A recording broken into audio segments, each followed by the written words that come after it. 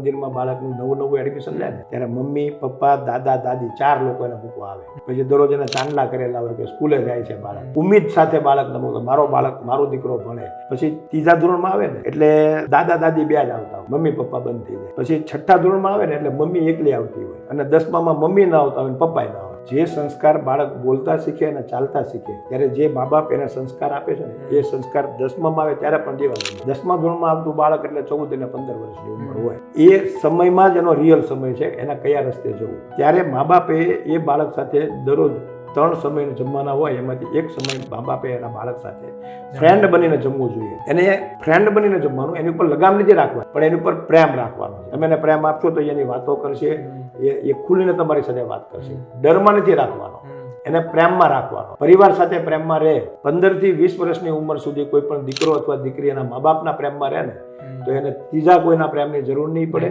અને બીજી કોઈ લાઈનની જરૂર નહીં.